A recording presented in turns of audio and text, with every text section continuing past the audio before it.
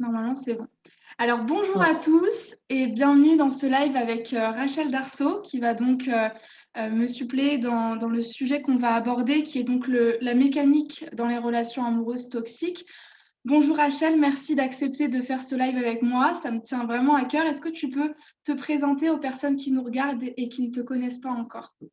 Oui, oui, bien sûr. Bonjour à tous. Bonjour Chloé et merci pour ton invitation.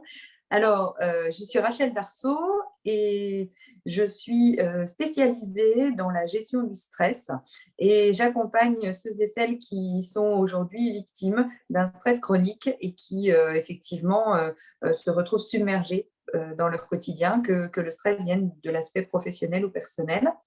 Et je suis donc coach et formatrice depuis maintenant 8 ans. Très bien, merci beaucoup pour ta présentation. Je vais me présenter du coup, puisque comme on va rediffuser la vidéo aussi sur tes liens, tes réseaux, les personnes ne me connaîtront pas aussi dessus. Moi, c'est Chloé Évidemment. Mercaer, coach certifiée, et je me suis spécialisée dans l'accompagnement de femmes qui sont donc dépendantes affectives, peut-être qu'on en parlera aussi dans le live, qui manquent d'estime d'elles-mêmes pour plus d'accomplissement personnel et affectif dans leur couple en apprenant à s'aimer. Aujourd'hui, donc, on va parler des relations amoureuses toxiques et effectivement, c'est un sujet qui va toucher à ta spécialité en fait, parce que le stress dans ce genre de relations-là, qu'elles soient amoureuses ou dans d'autres domaines de vie, est permanent. On va y venir. C'était un sujet qui nous tenait à cœur. Est-ce qu'on pourrait déjà introduire le sujet en expliquant ce que c'est qu'une relation toxique? Tu veux commencer ou je commence? Alors, je vais focaliser sur le toxique. C'est Oui. effectivement, ça fera le lien avec le stress, puisque effectivement, quand on a défini ensemble le titre de notre échange, c'est vrai on a posé ce mot toxique.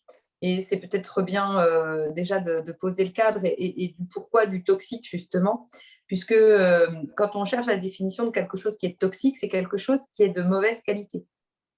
C'est quelque chose qui pollue en fait la relation euh, et qui va, comme si ça allait pomper l'énergie en fait de celui qui vit cet extérieur toxique, hein, puisque ça vient de l'extérieur pour le coup, et ça vient amenuire notre vivacité, notre vitalité et baisser notre énergie. Donc quelque chose qui est toxique, effectivement, bah, c'est vraiment quelque chose qui est négatif, hein, de toute façon, et qui va faire que petit à petit, bah, on va effectivement se retrouver dans quelque chose qui va devenir nocif pour nous. Et puis en fait, c'est assez insidieux, hein, on le verra, mais au départ, c'est pas forcément, on s'en rend pas forcément compte tout de suite. J'aime beaucoup ton explication, Rachel, puisque quand tu dis finalement quelque chose qui est toxique, c'est à un moment donné, la relation qui va être toxique va prendre beaucoup plus de place que ce qu'elle devait prendre. Là, on va parler des relations amoureuses, mais ça peut être dans la sphère familiale ou professionnelle. Mm. Et en fait, elle va occuper toute la place en polluant justement les autres domaines de vie, en polluant l'énergie de la personne, en polluant son accomplissement, en polluant son bonheur quotidien, de par le fait que ce lien, donc il faut le préciser, il est dysfonctionnel. Donc c'est une relation à l'autre qui est dysfonctionnelle. Ça peut être, comme on l'a dit, les deux personnes qui, dans leur comportement, dans leur façon de communiquer et d'entretenir une relation à l'autre, peuvent avoir des comportements qui sont toxiques. On va parler peut-être de la métaphore que j'avais trouvée hier de l'accordéon. Donc justement, deux personnes qui en fait se renvoient la balle et se renvoient des liens toxiques dans leur comportement. Mais aussi, Mm. ce qui est important de dire, et tu avais pointé le doigt dessus et j'ai trouvé ça très intéressant, c'est le fait que dans des relations toxiques, il y a vraiment des niveaux de toxicité. Et c'est important de le préciser parce que même nous, si on va parler de choses qui sont évidentes parce qu'en fait, elles sont extrêmes et c'est de ces cas-là dont on parle le plus généralement, il y a aussi des relations qui sont toxiques, peut-être juste en surface ou dans leur fonctionnement et qu'on peut régler. Parfois, on ne peut pas tout le temps les régler, mais parfois, c'est juste un niveau de toxicité parce qu'on ne sait pas communiquer, parce qu'on n'écoute pas les besoins de l'autre, parce qu'on a une tendance parfois dans notre façon d'agir à écouter nos besoins plutôt que ceux d'autrui. Et c'est une forme aussi de lien dysfonctionnel, puisque du coup, les deux Mm. personnes ne sont pas sur le même pied d'égalité. Oui, oui, tu as tout à fait raison. La toxicité dans une relation, quelle qu'elle soit, quelle que soit l'origine de cette relation, elle peut être effectivement majoritaire chez l'un et minoritaire chez l'autre, mais c'est quand même important de se dire que globalement, pour que ça fonctionne, eh ben, il faut des va-et-vient. Et effectivement, je te rejoins complètement dans le fait de dire que relation, il y a deux personnes, donc même si c'est peut-être difficile pour l'instant à entendre, mais on va expliquer le pourquoi du comment, les deux personnes qui sont dans la relation ont une part de responsabilité pour que cette relation toxique perdure. Exactement. Tu l'as dit, c'est quelque chose de compliqué à entendre parce qu'en fait, quand on est victime de ce genre de relation-là, déjà, on se sent coupable de se sentir victime et de se dire qu'on est dans ces relations-là. Mais en fait, la prise de conscience et le recul, et ça se fait surtout en accompagnement, nous permet de voir que non pas qu'on soit coupable, j'allais dire, pénalement de cette relation-là, parce qu'en fait, on l'a subi, hein, on en est victime, mais la posture que l'on va prendre malgré nous dans la relation, et là pour illustrer ça, on peut parler du triangle de Karpman, donc avec le bourreau qui se fait souvent passer par la victime qui est vraiment victime, mais qui malgré elle est passée par le bourreau, par le vrai bourreau lui-même. Je ne sais pas si c'est clair, mais le bourreau fait passer la victime comme étant le bourreau. Et la victime, parfois, on peut appeler ça aussi par le syndrome de l'infirmière.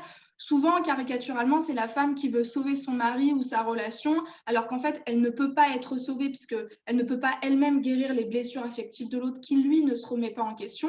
Et là, finalement, elle prend le rôle de sauveur. Donc, en fait, on le voit comme ça, caricaturalement, par notre posture dans une relation, on peut, malgré nous, adopter une posture qui fait que on entretient la relation tout de même, même si on ne le veut pas, même si nous-mêmes on le subit, on a quand même notre part de responsabilité là-dedans, mais en fait, pour en sortir, il faut déjà en prendre conscience. Et pour en prendre conscience, il faut, je pense, c'est très compliqué, hein, mais essayer de se détacher de ce qu'on vit et prendre aussi conscience qu'il y a plein de variables qu'on ne maîtrise pas, que c'est OK de ne pas tout le temps être parfaite, de ne pas tout le temps sortir du triangle, de ne pas tout le temps savoir adopter la bonne posture. Et justement, en se rendant compte de notre vulnérabilité, c'est là qu'on va pouvoir dire, OK, là j'avais des faiblesses, là j'ai adopté cette posture-là, et maintenant je ne veux plus adopter cette posture-là, il va falloir que je m'en détache. Oui, c'est intéressant ce que tu dis. Alors, c'est vrai que le triangle de Karpman, on l'utilise, c'est ce qu'on appelle des jeux de pouvoir, des jeux psychologiques. Hein. Effectivement, c'est un peu les chaises musicales, c'est-à-dire qu'on peut avoir les trois rôles, l'un à la suite de l'autre. Moi, j'aime beaucoup dans mes séminaires expliquer simplement le fait de dire Madame est débordée, monsieur veut l'aider à étendre la machine, mais quand monsieur commence à étendre la machine, lui dit qu'il ne sait pas faire. Et puis, 10 minutes après, elle se plaint parce qu'il est retourné sur le canapé et qu'il ne fait rien et qu'elle fait tout. Donc, effectivement, comme tu disais, accepter que tout soit peut-être pas aussi parfait que dans notre carte du monde à nous, c'est un premier pas déjà pour se préserver. Exactement.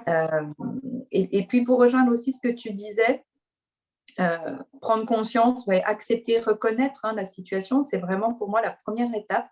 Je suis complètement d'accord avec toi.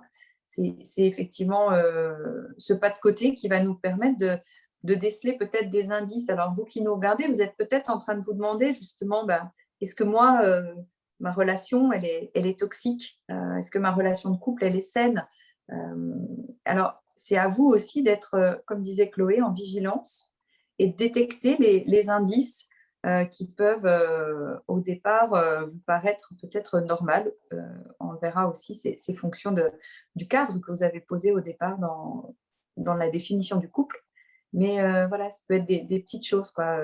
Ça peut être le fait de ne pas avoir, par exemple, de moments toute seule parce que l'autre est omniprésent. Sensation de manquer un peu de liberté ou peut-être un peu trop d'étouffement ou de contrôle. Hein. Ça, ce sont des signes assez évocateurs de peut-être pas être suffisamment soutien aussi. Hein. Si, admettons, vous dites « Ah, si on partait !» Oui, non, mais ça, c'est pas pour toi. Donc, voilà, le manque de respect, peut-être les critiques aussi qui viennent souvent. Donc, tout ça est très important et je te rejoins complètement. C'est en prenant conscience de ce qu'on vit, de ce qui se joue dans la relation qu'on va se libérer et avancer. Exactement. On va parler juste après, je voudrais juste revenir sur un exemple que tu as donné, des signes qui peuvent nous permettre de prendre conscience que notre relation est toxique. Bah, typiquement, l'exemple que tu as donné avec la femme qui, veut faire son linge et qui se plaint de son mari qui fait rien, mais que quand il essaye de l'aider malgré lui, puisqu'on lui a jamais donné la possibilité d'aider, il se rend compte qu'il sait pas faire et du coup, elle lui dit qu'il sait pas faire. Là, s'il y a que ça, on n'est pas dans une relation où il y a de l'emprise, de la dépendance, à moins qu'il faudrait creuser et peut-être qu'il y en a une. Mais bon, là, on est typiquement dans un lien qui, allez, qui a excuse-moi, un lien qui est dysfonctionnel, mais vraiment sur des surfaces, en fait. C'est plus de la communication où C'est ça. finalement, moi, j'ai le besoin que tu m'aides aux tâches ménagères, mais pour autant, comme j'ai envie que tu sois parfait, ou en tout cas que tu fasses les choses comme moi, j'ai envie que tu les fasses sans te le montrer, j'arrive pas à te dire ce qu'il faudrait que tu fasses. Donc, effectivement, peut-être qu'il y a un problème de communication et qui va avoir peut-être un impact ensuite sur l'intimité, puisque du coup, les deux se sentent pas compris.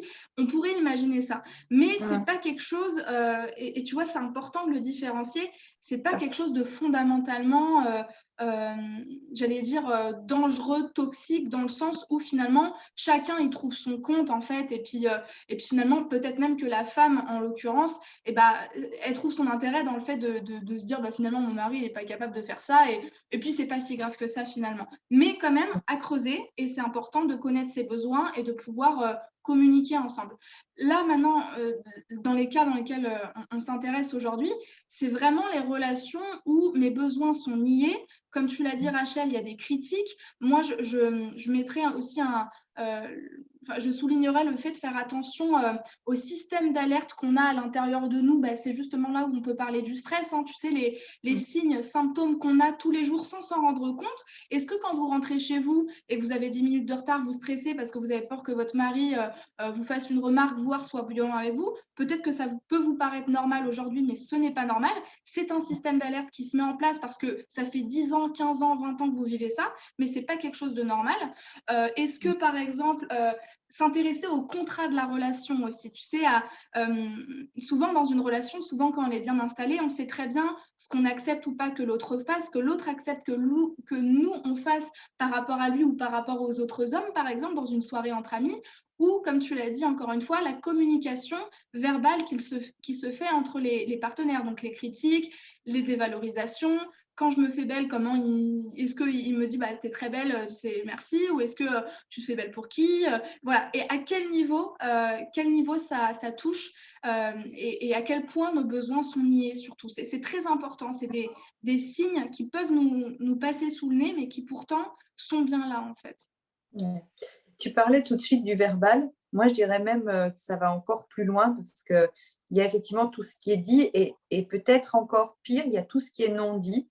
On sait aujourd'hui en communication justement qu'une grande partie de tout ce qu'on dit passe par le non-verbal. Nous, là, on exprime des mots, mais effectivement, si je te dis oh là là, mais c'est quoi cette tenue? Franchement, là, non, ça va pas être possible. Écoute, t'es trop flashy, ça va pas passer dans la soirée. Ou si je te dis, t'as vu à quoi tu ressembles? Franchement, c'est quoi cette tenue? T'es vraiment, tu veux passer pour le clown de service? Si tu veux, il y a les mots, mais il y a aussi tout ce qu'on n'entend pas, mais qu'on ressent. Effectivement, quand tu disais le système d'alarme, là, cette petite boule qu'on va avoir dans le ventre, parce que ouais, on sait bien là, on sait très bien, déjà rien que dans le regard de l'autre, rien que dans l'attitude, parfois dans la posture, que ça y est, la situation nous échappe. Et quand on est vraiment dans une relation toxique, ces petits indices-là, en général, on les connaît par cœur. On sait par le regard, on sait par effectivement un ou deux mots qu'on connaît, qui sont déjà venus plusieurs fois dans la relation, par une attitude ou par un renfermement de l'autre, par exemple. On sait déjà que il va y avoir conflit. Donc, Exactement. Et tu l'as dit à un moment donné, moi ça me parle beaucoup, c'est aussi faire attention à ce que nous on ressent, tu sais, le ressenti primaire quand tu es à côté de l'autre, ou tu rentres à la maison et que tu sais que là tu dis un mot de trop, tu fais un geste de trop, et que tu vois ce ressenti-là, que tu sais qu'il y a quelque chose qui va pas. Et ça, c'est pas normal de ressentir ça justement dans une relation. Et la deuxième chose aussi que je voulais dire, par rapport justement à ce qui peut être aussi toxique dans une relation, c'est, comme tu l'as dit, donc les critiques, mais également le fait de pas se sentir totalement libre en fait de nos faits et gestes et ne pas se sentir en pleine capacité de communiquer comme dans un couple normal. Par exemple, expliquer à l'autre que ce qu'il a fait nous a pas plu pour telle ou telle raison. Et savoir qu'en fait, c'est même pas la peine qu'on essaye, parce que non seulement il reconnaîtra pas sa responsabilité, mais en plus de ça, il va nous faire passer par folle. Et puis ensuite, il y a aussi, et ça c'est très important d'en parler, on va en parler dans les causes de pourquoi on tombe plus ou moins, selon certaines personnes, dans ces relations-là, la dépendance qui se crée à l'autre, l'emprise qui se crée et qui fait que non seulement on ne peut pas en parler, non seulement il n'y a pas de communication, il n'y a pas de responsabilisation et on ne peut pas vraiment parler normalement dans ce genre de relation, on ne peut pas avancer ensemble, mais en plus de ça, on ne s'en sent pas capable en fait. Et on ne se sent pas non plus capable de prendre le pouvoir qu'on a, parce qu'on n'en a pas conscience, parce qu'en fait, on se limite nous-mêmes en se disant que de toute façon, si je crée un problème, potentiellement, il va me quitter, parce que c'est des relations aussi qu'on caractérise comme étant en dents de scie, c'est-à-dire que autant il va y avoir une très forte valorisation, autant les moments de tristesse, de colère et de séparation peuvent être énormes et très rapides. Donc, on peut aussi nous-mêmes se bloquer en se disant « Non, mais de toute façon, même si j'essaie de m'affirmer, au pire, s'il n'arrive pas à me faire passer par folle, il va me jeter de la maison, ça va se terminer. Et moi, que ça se termine, c'est pas possible pour moi. Parce que je souffre énormément, mais d'une certaine manière, cette relation me sécurise aussi telle qu'elle est. » Oui, oui, alors c'est vrai, tu parlais de cette relation souvent menacée. La plus grande peur, c'est effectivement la rupture. Hein, c'est elle qui guide toutes les actions de la relation, toutes les actions du couple. Mais en fait, il faut aussi se dire quand même qu'il y a certaines relations très toxiques qui vont être justement très fusionnelles. C'est-à-dire qu'on n'a pas toujours ce rapport de violence. On peut avoir des relations très, très fusionnelles et justement tellement fusionnelles que l'autre, il prend complètement toute notre personnalité, en fait, il gomme tout ce qui ne convient pas vraiment pour aller vers quelque chose d'hyper fusionnel et on a un peu le même genre de relation. C'est-à-dire que ça nous oblige à être tellement à l'image de l'autre, tellement d'accord tout le temps, parce qu'on regarde les mêmes films, parce qu'on aime les mêmes trucs, parce qu'on mange la même chose, parce qu'on veut partir au même endroit, et puis on a la même vision de la vie, et puis est-ce que c'est vraiment la réalité, tout ça? Donc oui, tu as raison, il y a tout ça, mais il y a aussi cette part-là de relation qui est très fusionnelle et très belle à court terme, mais à long terme qui est rarement viable parce qu'à un moment donné, l'autre va revenir aussi dans sa personnalité. Et là, on a une désynchronisation qui peut aussi déclencher une relation toxique aussi. C'est très juste ce que tu dis, Rachel, sur la fusion qu'il y a au début, mais en fait, moi, j'aime pas faire de généralité et je pense que toutes les relations sont différentes, mais pour que l'emprise se mette en place, il faut qu'à un moment donné, d'une manière ou d'une autre, l'autre puisse s'identifier à son bourreau et que le bourreau puisse s'identifier à la victime dans les besoins que celle-ci va pouvoir lui rendre inconsciemment dans la relation en se pliant à ses désirs. Donc, à un moment donné, il y a ce qu'on appelle, tu l'as très bien nommé, en psychologie, on parle d'identification projective à l'autre. C'est-à-dire qu'un individu va s'identifier à l'objet qui va lui-même s'identifier à son autre objet. Sauf qu'il y en a un des deux qui a une emprise sur l'autre, sauf si on a parlé tout à l'heure, des fois les deux comportements sont toxiques, mais dans les relations toxiques dont on parle, souvent il y a une emprise, donc un bourreau qui a une emprise sur une victime, qui lui va en fait, comme tu l'as dit, dans la fusion, en fait modeler l'autre à son image, qui se modèle lui-même à l'image qu'on veut bien lui donner, puisque de toute façon, c'est tellement fusionnel, c'est l'homme de ma vie, je suis la femme de sa vie, on va faire des enfants, et puis il aime si chez moi, alors s'il aime quand je porte du rouge, je vais mettre du rouge, et puis il dit que je suis créative, donc je vais créer plein de tableaux, alors qu'en fait on n'est pas si créatif que ça, mais en fait on veut bien aussi rentrer dans ça, et puis après on n'arrive plus à en sortir.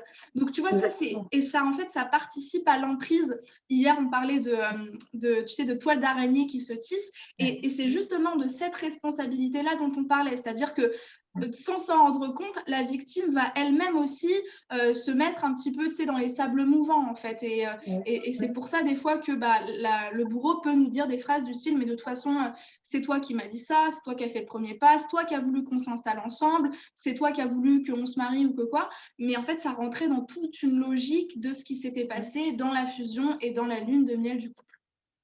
C'est ça. Ouais, ouais. Donc, c'est intéressant aussi de se dire que oui, oui, attention, hein, la relation toxique, c'est pas, elle ne s'installe pas comme ça, elle n'est pas toxique du jour au lendemain. Elle peut au départ, effectivement, avoir ce visage de conte de fées, de ce qu'on a idéalisé. Et effectivement, elle est d'autant plus potentiellement dangereuse. Mais évidemment, quand même, on va être positive aussi un peu.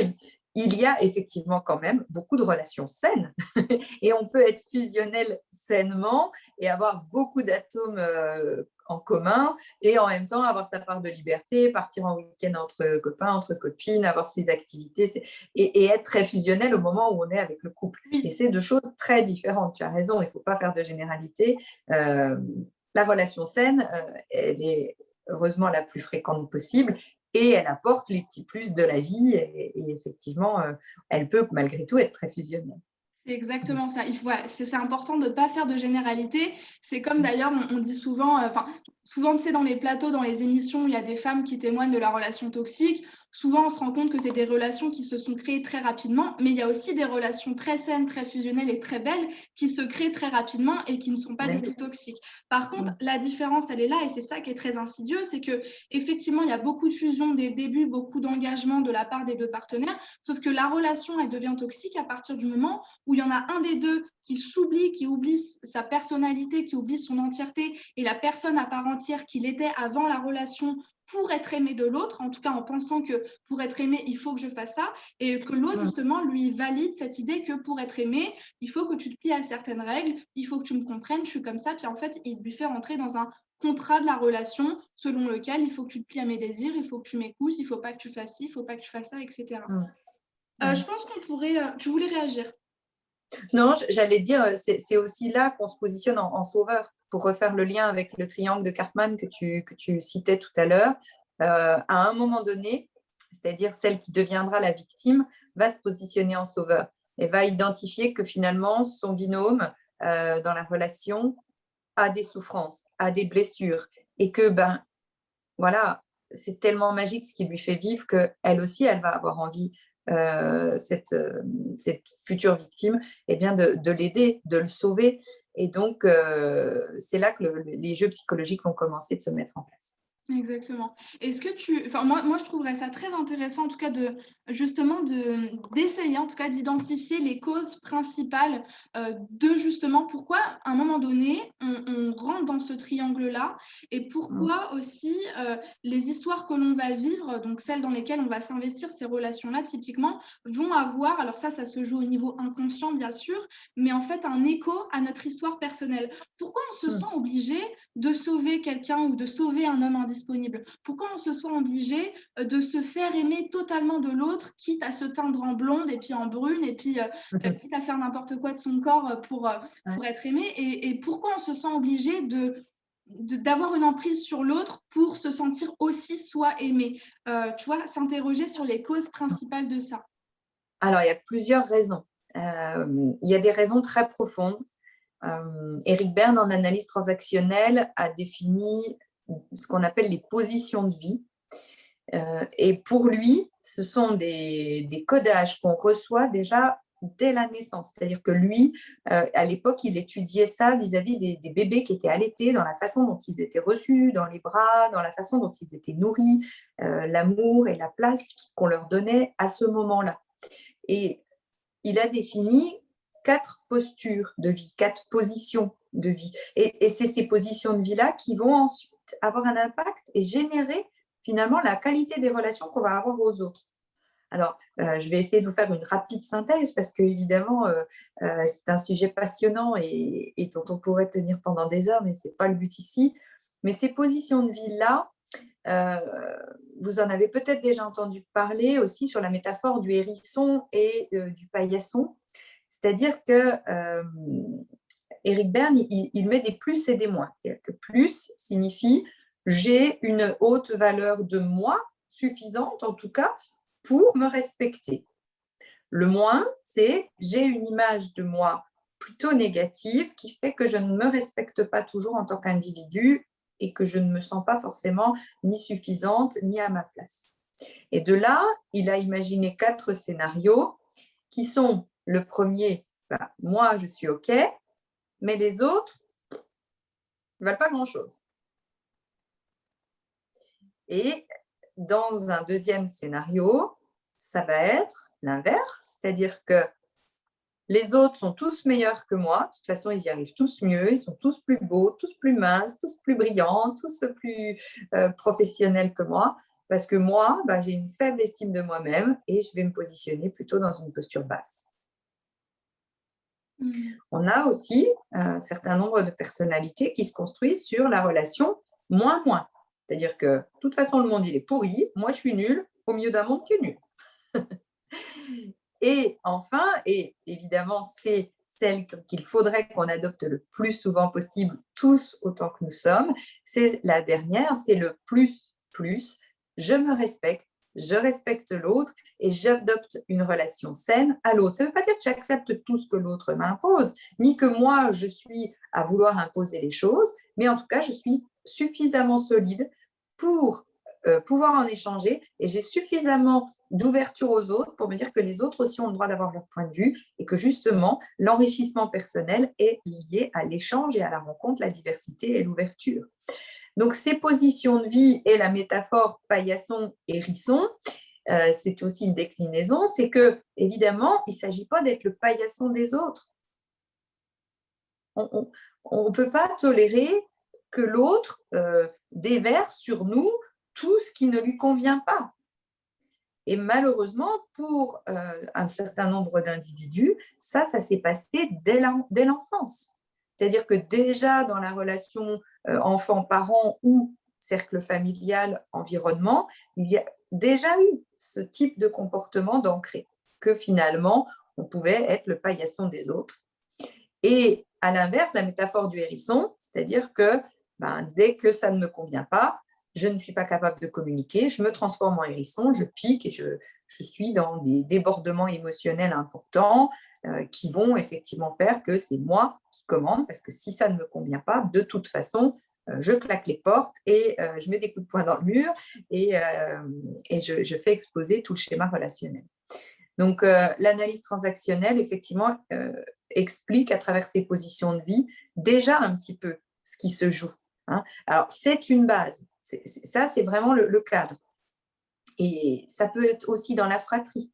Moi, je pense là à une cliente qui était la petite dernière de 4 et qui, du coup, dans la fratrie, a toujours été le paillasson. Elle valait rien, c'était la petite dernière, c'était le boulet, elle était pénible, elle était toujours à la traîne, elle était toujours ci, toujours ça.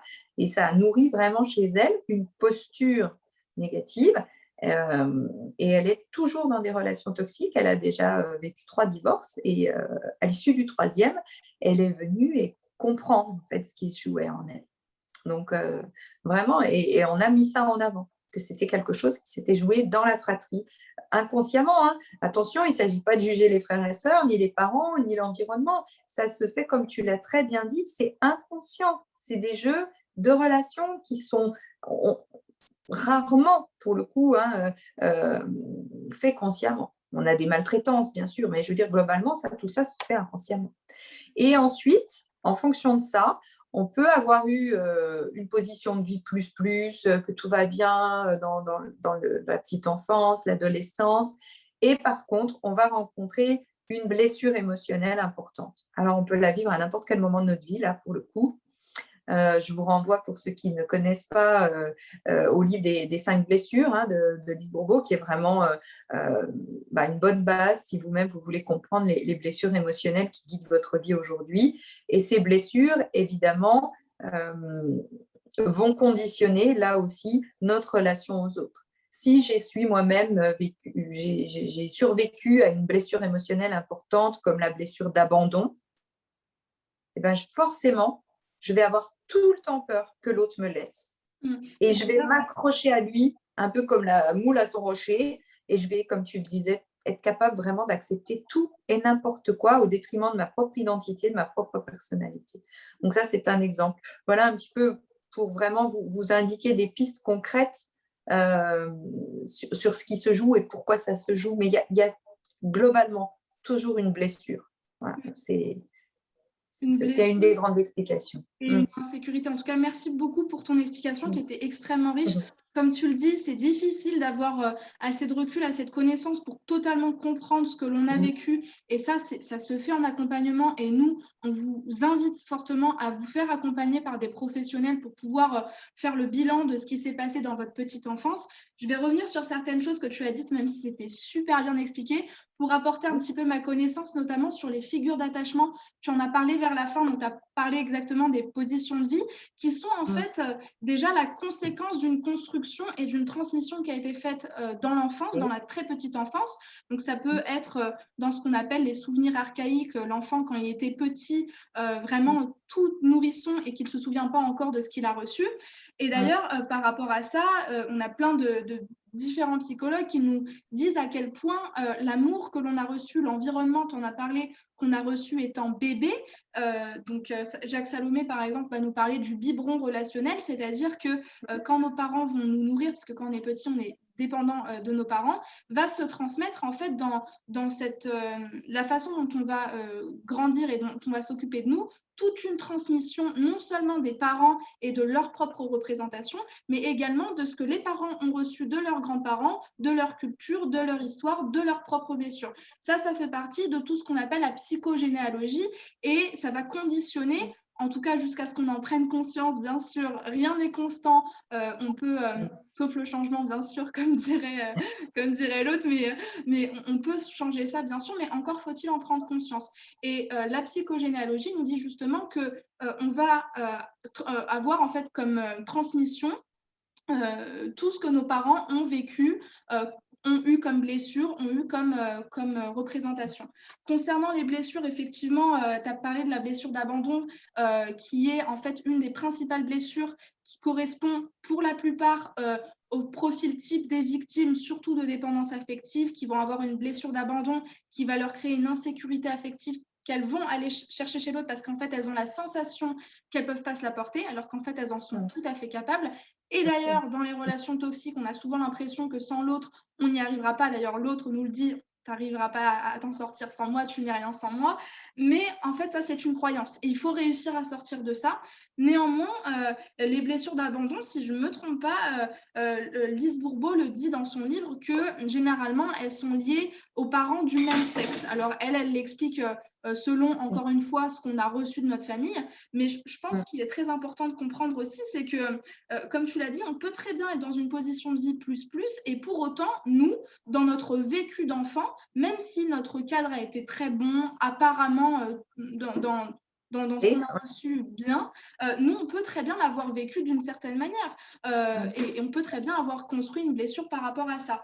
Mais si ça ne vient pas du cocon familial, ça peut être également aussi les événements de la vie, le fait, je ne sais pas moi, d'être parti de la maison tôt, d'avoir vécu un accident physique ou psychologique, l'abandon d'un parent, physique ou pas, en fonction de nous, comment on l'interprète, et aussi les expériences de la vie sur le terrain, notamment les expériences qui ont été faites dans l'adolescence et qui vont beaucoup impacter la façon dont on va aborder notre vie d'adulte.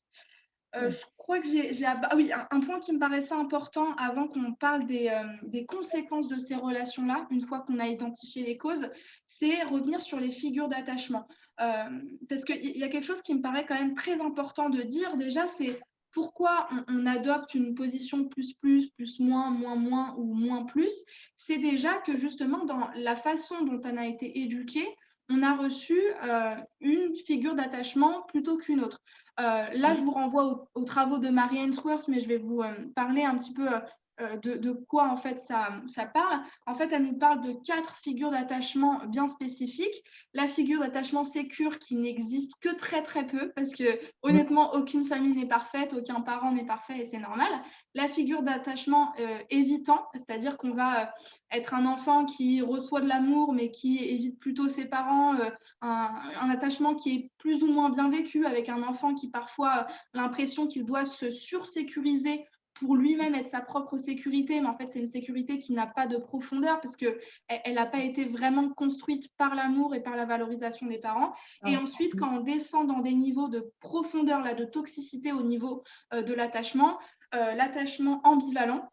Alors là, souvent, c'est des parents qui eux-mêmes ont soit des blessures, soit des addictions et qui donnent des informations contraires, complètement incohérentes à l'enfant qui ne sait plus du tout où donner de la tête. Et là, il y a une construction complètement ambivalente des relations. On ne sait plus vraiment ce qui est normal, ce qui ne l'est pas. Ce qui peut d'ailleurs être le cas chez les personnes qui vivent des relations toxiques.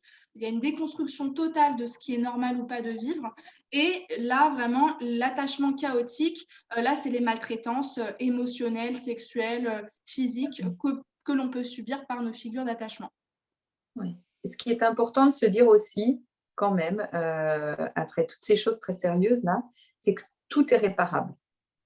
C'est que quel que soit là, le niveau effectivement de toxicité qu'on a reçu dans l'enfance, on sait aujourd'hui, il y a beaucoup d'études qui démontrent qu'on est capable de reformer des parties des connexions cérébrales. On a des études très sérieuses qui ont été faites après-guerre, après la Seconde Guerre mondiale, sur des enfants qui ont vraiment eu, qui étaient orphelins, qui ont vraiment eu des maltraitances très, très intenses aussi dans le contexte de la guerre et dans des camps. Et ces enfants avaient effectivement, on a étudié leur cerveau et ils avaient des connexions qui n'étaient pas faites, puisque en neurobiologie, on sait maintenant que voilà, il y a certaines parties qui sont développées par l'affectif, dont tu parlais tout de suite, en cognitif. Mais aujourd'hui, les familles d'accueil qui ont reçu ces enfants après-guerre ont eu des codages pour justement les re-remplir d'amour, si je puis dire, re-remplir le réservoir d'amour qu'on a tous à l'intérieur de nous. Et ces enfants, qui sont bien sûr devenus des adultes aujourd'hui, ont réussi à j'allais dire refabriquer, oui, ou à reconstruire en tout cas ces connexions. Tout cet aspect cognitif a pu être, en tout cas, si ce n'est reconstruit intégralement, a pu se redévelopper et ils ont eu en tout cas une vie plus belle que celle qu'elle aurait pu être si on les avait laissés à nouveau dans un environnement toxique. Donc, c'est important de se dire ça, que quel que soit notre passé, il ne nous définit pas. Et on a toujours le choix de se mettre en marche. Il n'est jamais trop tard. Jamais. J'ai une collègue qui m'a raconté l'autre jour, elle a une coachée en ce moment qui a 79 ans. Et cette femme, à 79 ans, oui, elle a dit, j'en ai marre, je veux vivre la fin de ma vie comme moi je le déciderais. Elle a décidé de faire un coaching à 79 ans. Donc, ouais, vraiment, je voudrais vous dire qu'il n'est jamais trop tard. Et vous dites pas, ça fait déjà 10 ans qu'on est ensemble, ça fait 15 ans que je supporte ça. De toute façon, c'est comme ça, j'ai signé pour 50 ans. Non, on peut agir tout le temps, n'importe quand. Et il n'y a pas de bon moment pour le faire. Il n'y a pas de j'aurais dû le faire avant et pas de culpabilité à avoir. C'est votre parcours de vie, c'est votre chemin de vie. Ce qui est important, c'est à un moment donné, vous dire que c'est le bon moment pour vous. Et là, effectivement, aller contacter des gens, comme tu disais, Chloé, pour se faire aider, pour se faire accompagner, parce que seul, on y arrive, mais on va moins vite et c'est évidemment beaucoup plus compliqué. Exactement. C'est un très beau message que tu nous donnes, Rachel. Merci beaucoup. Parce que c'est vrai que là, je culpabilisais, attention, figure d'attachement. C'est vrai que ça peut être très stressant, mais franchement, merci beaucoup pour ton message parce que effectivement, c'est important de le rappeler et de rappeler aussi que nous sommes des êtres de résilience. Je pense qu'on l'a vu dans l'histoire, les hommes sont capables de s'adapter à énormément de situations. On avait survécu à la préhistoire, aux dinosaures, aux guerres, toutes les choses les plus compliquées, aux temps les plus froids, les plus chauds. On s'est toujours adapté. Et il y a également une plasticité qui se fait, bon ça c'est dans le jargon de la science généralement la plasticité, mais il y a une résilience qui peut se développer. Et déjà le fait de s'intéresser à qu'est-ce que je vis en fait? Est-ce que c'est normal de vivre ça? C'est déjà le premier pas pour déjà prendre conscience de ce que je fais, mais comme tu l'as dit, et ça peut aussi être un blocage, et c'est pour ça que c'est important de se faire accompagner. Ce qui est important, c'est de aussi prendre la décision de se mettre en marche et déjà de décider dans sa tête, de se dire, je ne veux plus ça. Je ne sais pas comment je vais le faire, je ne sais pas si j'en suis capable, mais en tout cas, je vais agir. Et c'est très compliqué, en fait, de faire comprendre à quelqu'un qu'il en est capable, il peut changer. Et Oui. je lisais il n'y a pas longtemps une description sur Instagram, une coach, justement, très inspirante qui disait la différence entre toi et moi, c'est très audacieux, hein, mais elle disait la différence entre toi et moi, ce sont mes actes, en fait. Et moi, je crois beaucoup à ça, c'est-à-dire que oui, je vis ça, oui, ça me rend triste, mais qu'est-ce que je vais faire aujourd'hui pour ne plus vivre cette situation et pour changer? Même si ça me prend des années, même si c'est très compliqué, qu'est-ce que je vais faire de moi?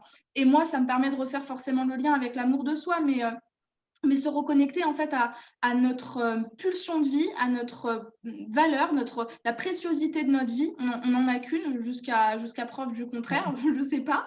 Mais en tout cas, prendre conscience que j'en parlais avec une collègue il n'y a pas longtemps, le fait que des fois, tu sais, c'est les gens qui frôlent la mort ou qui frôlent les accidents les plus graves, qui se rendent compte que en fait, ma vie ne me convenait pas, je n'aime pas ce mode de vie-là, j'aime pas mon travail, je fume, en fait, je suis en train de me détruire la santé. Et en fait, il y a justement ce basculement parce qu'on se rend compte à un moment donné qu'on a les droits dans le mur. Donc, si ça, c'est le live qui peut vous permettre de prendre conscience qu'il n'est jamais trop tard, bah, merci de nous faire passer ce message-là parce qu'effectivement, c'est peut-être le moment aussi pour vous de vous faire accompagner et de changer les liens et de changer les schémas aussi.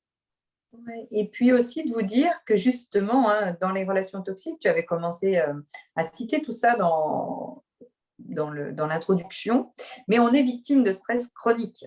Hein. C'est-à-dire que le stress chronique, moi, je fais vraiment la distinction. Un stress aigu, OK, mon mari vient de faire tomber le plat de mon arrière-grand-mère et il l'a cassé en deux. Boum, on se dispute parce que vraiment, là, il a été touché une valeur importante pour moi, un héritage, et je suis vraiment pas contente, et du coup, j'oublie les codes de communication, et vraiment, je vis un stress aigu, et lui aussi, parce qu'il y a un conflit ponctuel comme ça qui arrive, boum, dans la journée. Réactionnel à un événement Exact, qui s'explique. exactement, on sait l'expliquer, et puis une fois l'événement passé, le plat mis effectivement dans la poubelle, on est toujours triste, évidemment. Lui, il va toujours être un peu quand même dans sa culpabilité, mais ça ne remet absolument pas en cause ni la durée de la relation, ni la qualité de la relation, ni tout ce qu'on a construit depuis 6 mois, 1 an, 10 ans, 20 ans. Donc ça, c'est ce qu'on appelle le stress aigu, et il n'est évidemment absolument pas négatif. Le corps sait tout à fait s'adapter, c'est ce que tu disais. Et si on sait aussi bien s'adapter, c'est justement parce qu'on a en nous une superbe machine qui s'appelle la mécanique du stress, et le syndrome d'adaptation généralisée fait qu'on est à peu près capable, en tout cas la vie ne nous emmène que rarement dans des choses qu'on ne peut pas supporter, donc on est à peu près capable de s'adapter à tout type d'environnement. Là où ça devient nocif, c'est quand ces moments de stress aigu se répètent, se démultiplient, et que, vous savez, entre chaque moment de stress, le corps, donc, il se met en système d'alarme, hein, quel que soit le niveau du stress, hein, le cerveau, pouf, il est en alerte. Et en fait, ce qui est dangereux, c'est la répétition des événements et aussi leur fréquence. Parce que si, effectivement, je me dispute avec mon conjoint une fois par mois, franchement, même si c'est une bonne dispute, le corps, il a le temps de se ressourcer, de se réparer, et la relation aussi. Si, par contre, d'une fois par mois, on passe à une fois par semaine, on passe à une fois par jour, on passe à plusieurs fois par jour, et ben là, ça devient dangereux parce que le corps, il va rester en alerte permanente. C'est-à-dire qu'il n'y a plus de moments où on va être dans le plaisir, il n'y a plus de moments où on va être dans la détente. On va toujours avoir, alors c'est effectivement, on va être en système vagal, hein, on va être vraiment sur les nerfs qui vont être en permanence sollicités, c'est-à-dire qu'on va toujours être comme si vous surveillez le lait sur le feu, vous savez, vraiment, à se dire quand est-ce que ça va craquer. Et tous nos gestes, tous nos comportements, toutes nos prises de parole vont être contenues. on va être dans ce qu'on appelle la suradaptation.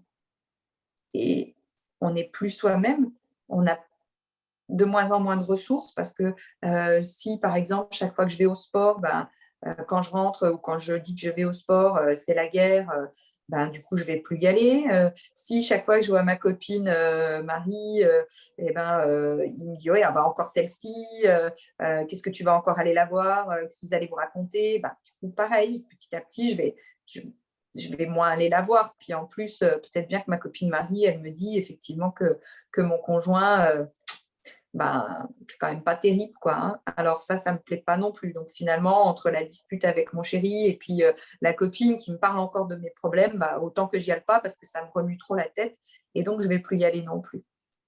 Donc tout ça, c'est vraiment l'installation du stress insidieux, du stress chronique qui fait que petit à petit, moi, je vais être attachée à mes peurs, je vais être attachée aussi à tout ce qui va être anxiété. Et tout, finalement, va être une source de problèmes potentiels. Et ça, vraiment, c'est très toxique pour votre corps. Alors, tu l'as dit, moi, je suis spécialisée dans le stress, ce n'est pas un hasard. C'est aussi lié à mon parcours de vie. Mais souvent, ce que j'aime dire, c'est que si on sait gérer son stress, les études de l'INRS démontrent aujourd'hui qu'on gagne 33 ans d'espérance de vie. Bon pronostic quand même, hein. Moi, je pense que je vais prendre un petit coaching avec toi. Non, mais c'est vraiment. Alors, c'est des chiffres extrêmes. C'est pour des gens qui vivent des stress. On parle même plus de stress chronique, on parle des stress d'épuisement. Mais vraiment, c'est pour vous donner l'impact de cette vie-là sur votre corps. C'est-à-dire qu'il faut imaginer que vous êtes dans votre voiture, hein, quand vous acceptez la relation toxique. Et là, c'est à mon tour d'aller un petit peu vous bousculer un peu dans ce que vous vivez. Mais c'est comme si vous êtes dans votre voiture, que vous avez tous les voyants qui sont allumés. Il y a la fumée blanche qui sort du pot d'échappement. Et malgré tout, vous prenez l'autoroute pour aller, je ne sais pas, faire 500 km. Vous ne le feriez pas avec votre voiture. Alors, à vous de vous poser la question, pourquoi vous tolérez d'imposer ça à votre corps, à votre être? Et effectivement, la première chose, c'est peut-être, qu'est-ce qui fait que j'accepte ça aujourd'hui? Qu'est-ce que je pense de moi-même pour ne pas me sentir capable ou méritante d'avoir une relation plus belle? Qu'est-ce que je pense des hommes ou de l'amour pour me dire qu'en fait, ça, c'est pas si mal? Parce qu'il y a ça aussi. Ouais, mais je discute avec beaucoup de clientes qui me disent, ouais, mais de toute façon, les hommes, incapables Ils de sont tous comme m'apporter ça. quelque chose, ils sont tous comme ça, en fait. Mais c'est ce qu'on veut bien se raconter, alors qu'en fait, au fond, peut-être qu'on essaye d'éteindre et d'étouffer la partie de nous qui doit bien, de bon sens, qui doit bien se dire qu'en fait, c'est pas comme ça partout. Tu as dit des choses très, très intéressantes, Rachel. Et je ne vais pas revenir sur le stress physique parce que tu l'as très bien expliqué. Juste peut-être effectivement les conséquences de ce stress. Tu t'en as parlé, mais la détérioration de votre santé psychique et physique et des conséquences à ça, des vulnérabilités. À d'autres mal comme la dépression réactionnelle ou chronique, mais ça peut être d'autres psychopathologies. Des accidents de travail, de la route, de ski. On en a encore parlé hier quand on préparait le live, mais ça, je vais vous en parler à la fin. Je vous conseille de voir le film Mon Roi qui est sur Netflix, qui a été créé par Maïwenn avec Vincent Cassel, et j'ai oublié le nom de la deuxième actrice. Mais dans le film, on voit justement qu'une fois qu'elle a coupé cette relation-là, elle s'est fait quitter par la personne avec qui elle était en relation, elle part faire du ski et elle fait une chute de ski au genou.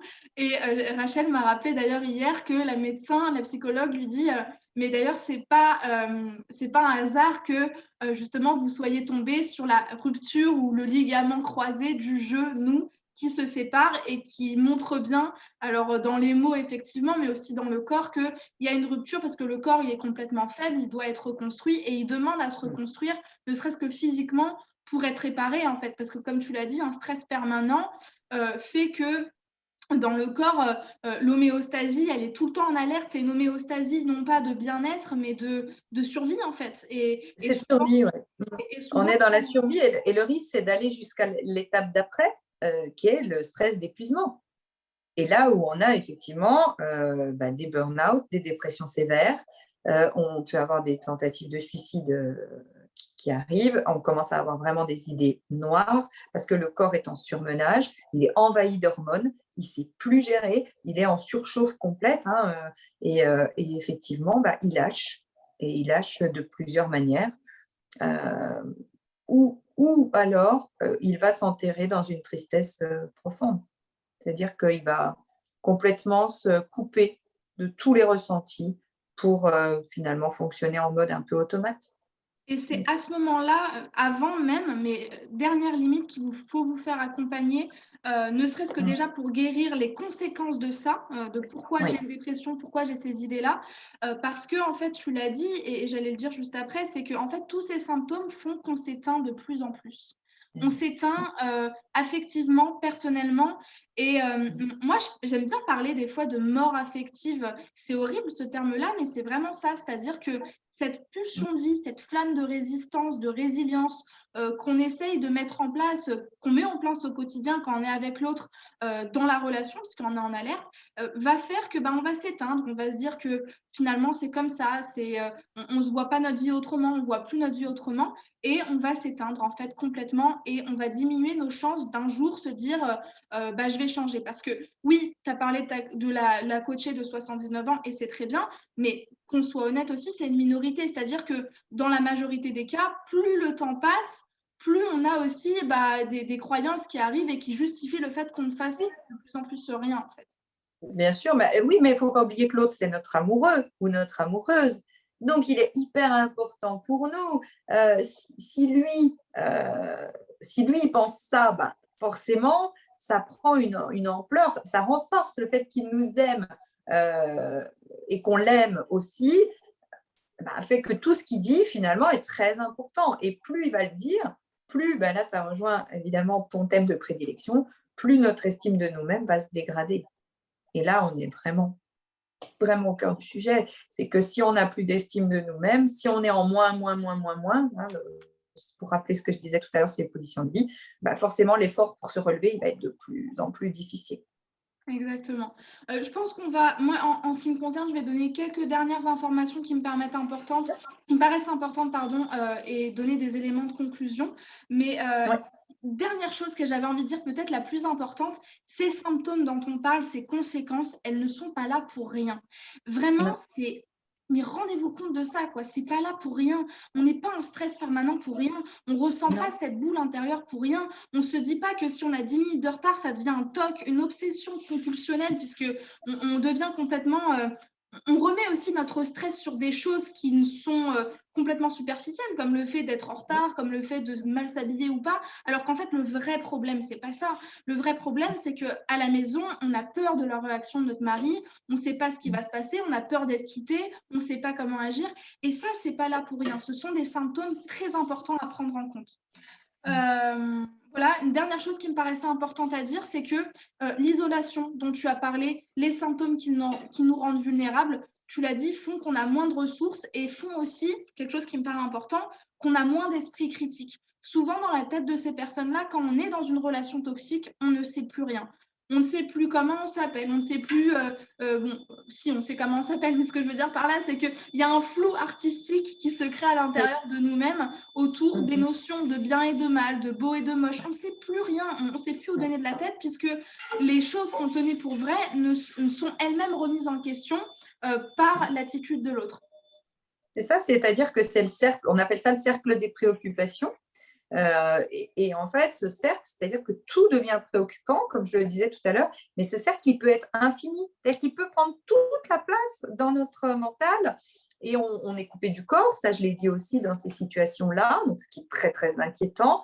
Et en fait, comme il n'y a plus le cercle d'influence, c'est-à-dire le cercle de ressources, eh bien, tout devient préoccupation. Et effectivement, là, on est dans des situations très graves pour la menace de l'individu qui est dans cette situation-là. Très bien. Pour conclure sur ce live-là qui a été riche, je n'ai pas vu l'heure passer. Personnellement, j'aurais quelques éléments de préconisation, mais je pense que tu vas les associer avec les tiens. Juste pour dresser une liste peut-être de choses à faire. premièrement, prendre conscience, se détacher de tout cet ego et cette culpabilité qu'on peut ressentir en se disant mais non, ou se voiler la face. Prendre conscience, vraiment, si ça parle à votre cœur, si vous avez regardé la vidéo jusqu'à 50 minutes, c'est pas pour rien. Voilà, prendre conscience de ça, peut-être vous reconnaître, identifier la relation, la quitter, couper les liens et surtout, surtout, vous faire accompagner pour reconstruire vos blessures affectives. Parce que c'est un message, il ne faut pas le prendre comme quelque chose de dramatique, mais on sait, nous, personnes qui accompagnent, coach, thérapeute, psychologue, que si vous ne guérissez pas vos blessures affectives, vous allez répéter des schémas par des choix inconscients. C'est le cercle vicieux que fait Rachel. C'est que si vous ne guérissez pas, vous allez forcément attirer. Alors, vous l'expliquez par la loi d'attraction ou par des choix inconscients, comme vous le voulez. Moi, ce que j'aime bien dire, c'est que la vie fait que les situations qu'on n'a pas réglées, les blessures qu'on n'a pas réglées, on les attire à soi. C'est les choix inconscients, c'est-à-dire qu'on va choisir des partenaires. Au début, on se dit, il va répondre à mes besoins par la valorisation. Mais inconsciemment, on se dit aussi, il va guérir ma blessure à moi d'abandon, ce qui n'est absolument pas le cas. Non, c'est tout à fait juste. D'ailleurs, c'est vrai qu'on ne l'a pas cité dans les indices, mais ça peut être déjà une première prise de conscience. Est-ce la première fois que je me retrouve dans ce type de relation? Ouais. Est-ce qu'à chaque fois, finalement, j'ai l'impression que c'est la même histoire qui se joue? Est-ce qu'à chaque fois, je me dis que, bon sang, je ne comprends pas, je suis bien, je suis super bien avec eux, je construis tout, c'est génial, je donne énormément parce que voilà, je veux que l'autre il soit bien et je lui ai tellement donné et pour autant il me quitte, mais je ne comprends pas parce qu'il ne veut pas s'engager avec moi sur le long terme, mais pourquoi? Évidemment, si la situation qui se joue est la même et que le seul point commun c'est vous, ça nous renvoie effectivement sans doute à une blessure qu'il faut aller chercher, découvrir. Et vraiment déjà la prise de conscience va vous permettre d'avancer. C'est-à-dire qu'à chaque fois se dire, qu'est-ce que je me raconte là en fait? Qu'est-ce que je suis encore en train de me raconter dans cette histoire? Si vous êtes connecté toujours à la rupture, tu parlais de la loi de l'attraction tout le temps, si vous construisez votre relation déjà en ayant toujours en tête que de toute façon vous allez à la rupture, je vais être très honnête avec vous, il y a une grande, grande probabilité pour qu'effectivement vous alliez à la rupture. Exactement, ouais. Écoute, merci beaucoup Rachel pour ces derniers mots. Est-ce que tu veux nous donner un élément de conclusion, une phrase inspirante? Je sais que tu aimes bien nous faire. Moi, en tout cas, tu me fais rêver. En tout cas, quand tu me donnes tes anecdotes, ça me fait rêver. En tout cas, voilà. Oui, moi, je voudrais vous dire aussi que voilà, soyez doux avec vous-même, trouvez les façons que vous avez autour de vous de prendre conscience de ça. Ça peut être effectivement d'aller trouver des lives sur les réseaux sociaux. Aujourd'hui, on a cette chance de pouvoir partager beaucoup de choses gratuitement déjà pour faire sauter les premiers verrous. Et ce live en est un. Donc, voilà, ça, c'est vraiment aller chercher de la ressource. Si vous avez des doutes, la plupart des coachs, des accompagnants proposent très souvent une séance de découverte gratuite de 30 minutes à 1 heure. Et ça peut être aussi pour vous l'occasion de déposer des choses et d'avoir un feedback d'un professionnel sans vous engager sur du long terme, mais simplement déjà pouvoir poser les premiers outils. Moi, je vous invite vraiment, si aujourd'hui ce live a mis une petite graine à l'intérieur de vous et vous vous dites, il y a l'instinct de survie quand même qui vient vous chercher en disant, tu vois, c'est possible, on va peut-être pouvoir s'en sortir de tout ça et aller vers une relation saine, vers une relation qui fait l'effet 3D, vers une relation de partage, vers une relation de soutien. Parce que l'amour, c'est ça, c'est le soutien, c'est le partage, c'est la connexion à l'autre, c'est le fait de savoir que quoi qu'il en soit, quoi qu'il arrive, on n'est pas tout seul, on est deux. Et que, évidemment, l'autre, il est là pour nous valoriser, nous dire qu'on est assez, qu'on n'a pas besoin de quelqu'un d'autre pour être heureux dans notre vie. L'autre, il doit être là. C'est comme la cerise sur le gâteau, c'est comme... il démultiplie en fait. Le glaçage. Ouais, c'est ça, c'est le glaçage, c'est les nouvelles saveurs, c'est des choses qui ouvrent. L'amour, elle ouvre le champ des possibles. Et surtout, ça ne doit pas faire de mal aussi. Et oui, et moi, ça fait 18 ans que je suis mariée. Je ne vais pas vous dire que la vie de couple, c'est facile, pas du tout. Mais pour que ça dure, il faut beaucoup de communication, il faut beaucoup de partage, il faut beaucoup de soutien. Et quand on a la chance d'avoir trouvé sa moitié, et qu'on sait que c'est possible, même quand on a été nourri longtemps avec des choses qui n'étaient pas forcément safe et sécures, comme moi, eh bien, croyez bien que vraiment, on se libère d'un poids énorme. Et tout ça, c'est vraiment long. Il faut aussi vous dire que prendre ce chemin de guérison, c'est un petit peu comme si vous alliez apprendre une nouvelle langue. C'est pas miraculeux non plus. C'est pas une baguette magique. Il faut de l'investissement. Le thérapeute, l'accompagnant, aussi bon soit-il, ne sera jamais suffisant si vous-même, vous n'êtes pas engagé pleinement dans cette prise de conscience, dans cette envie de vouloir aller vers autre chose. Oui, donc le message aussi, c'est ne prenez pas de rendez-vous avec nous si vous n'êtes pas déterminé à changer. C'est ça aussi. Hein. Ouais, c'est un peu ça, parce que déjà, la démarche de coaching, on le sait, toi comme moi, c'est que ça doit venir évidemment de la personne et évidemment, en même temps, si cette personne n'est pas pleinement investie, on fait toujours des avancées, quoi qu'il en soit. L'accompagnement, il est toujours utile, on entend ce qu'on a besoin, on reçoit ce dont on a besoin au moment où on le vit. Mais évidemment, il ne sera pas suffisant si vous n'êtes pas pleinement investi. On aura beau vous donner tous les meilleurs outils du monde, si vous-même à l'intérieur, vous êtes convaincu que de toute façon, le schéma, là, c'est comme ça et que la vie, elle ne peut pas être autrement, etc., etc., ça va être très difficile pour nous de vous faire avancer vers autre chose. Voilà. Exactement. Merci beaucoup Rachel pour ton dernier mot de la fin. Juste un dernier truc que j'aimerais dire, tu as dit quand on a la chance d'avoir trouvé l'homme de sa vie ou sa moitié, mais je dirais aussi quand on a eu le culot de dire non à ce genre de relation-là et de faire le tri aussi avec ce qu'on ne voulait pas. Parce que c'est ça aussi, de se donner la chance de manifester une belle relation. C'est quand même important de le dire pour toutes celles qui pensent qu'elles n'ont pas de chance ou que ce n'est pas pour elles. C'est pour vous à partir du moment où vous savez aussi renoncer. Et ça me paraissait important de le dire. Alors, en ce qui me concerne, plusieurs informations. Vous pouvez participer jusqu'à demain soir à un concours sur Instagram pour gagner 2 mois d'accompagnement avec moi. Mais si vous voyez cette vidéo plus tard, vous pouvez toujours réserver un appel, donc justement, tu viens d'en parler, de 30 à 45 minutes pour faire le bilan de votre situation dans le cadre où vous souhaitez être accompagné. Et pour cela, vous pouvez appuyer sur le lien qui se trouvera, le premier lien en description de ma vidéo. Est-ce qu'il y a des liens sur lesquels on peut cliquer, Rachel, pour te retrouver? Moi, je mettrai tes liens en description. Mais, oui. Alors, si vous avez envie effectivement de me connaître un peu plus ou si vous vous sentez concerné par ces symptômes du stress qu'on a beaucoup évoqués aussi ce matin, n'hésitez pas à me retrouver. Alors, moi, c'est plutôt sur Facebook avec une page qui s'appelle « Pour moi d'abord » et qui permettra effectivement de faire le lien également avec mon programme qui s'appelle « Dompte ton stress » qui est un accompagnement de 2 mois pour pouvoir reprendre les rênes de sa vie.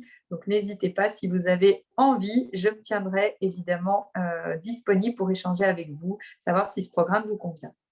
Super, écoute, merci beaucoup Rachel pour ta disponibilité, ton expertise, c'était génial, un vrai moment d'échange et je suis sûre qu'on aura apporté énormément de valeur à toutes ces personnes-là. Merci beaucoup.